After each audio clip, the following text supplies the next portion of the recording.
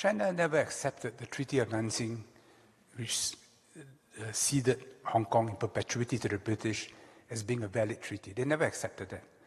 The issue was not put to the test because a large part of Hong Kong on the mainland side was leased to Britain for 99 years. And even by British law, that land had to be returned. And when that land is returned, Hong Kong is no longer viable.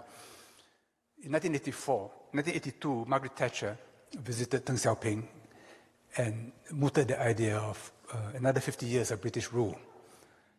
She was badly advised. Deng Xiaoping, with great accuracy, spat into a spittoon,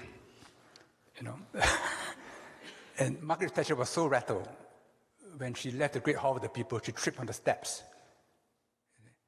And they knew that that's not negotiable. So in 1984, they had the Joint Declaration.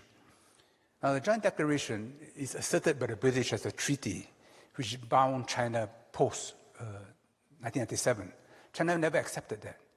The Joint Declaration is called a Joint Declaration because you make your declaration, I make my declaration, we put it out together in order to facilitate a smooth handover on June 30th, 1997.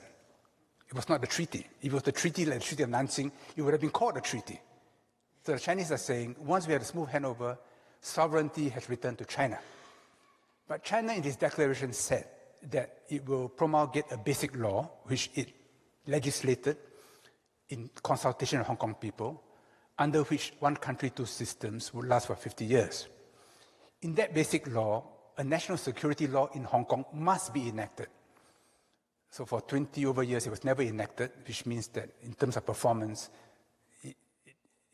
Hong Kong failed to keep up its side of the bargain. So the mainland then imposed national security law on Hong Kong, but still requires Hong Kong to make subsidiary legislation. And that's right now being done. I lived in Hong Kong during that period, and my wife and I no longer felt safe. I saw the way the social media was systematically demonizing the police, and the Hong Kong police is nothing like police in Paris or Los Angeles or New York. And they were extremely well behaved, but they were made to look as if they all had horns and tails, which was utterly not the case. But there was a game being played. Cui bono? Who benefited from the Hong Kong unrest? It led to the re-election of Tsai Ing-wen, because all the pundits said that she would lose to Han Kuo-yu. Yeah. But because of what happened in Hong Kong, the whole table turned. So I have a very interpretation of Hong Kong, and it's based upon my own experience living there and the sort of things which were happening. That when they stormed the legislature, I think it was Nancy Pelosi who said, "Oh, what a glorious sight," until January 6th happened. Then it didn't look so glorious after that. So the double standards were so thick you could cut through it with a knife. Yeah. So on Taiwan, China has told Taiwan, you can keep the army.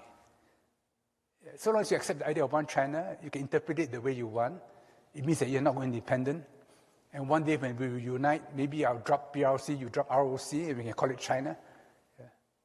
So it is an internal affair. It is one of reconciliation. You know, when Annalena Baerbock, the German foreign minister, visited China recently, State Councillor Wang Yi, who was a former foreign minister, he said something which to me was very moving. He said, we supported German reunification. We hope Germany will support our reunification. Germany was divided because it was an aggressor. China was divided because it was a victim.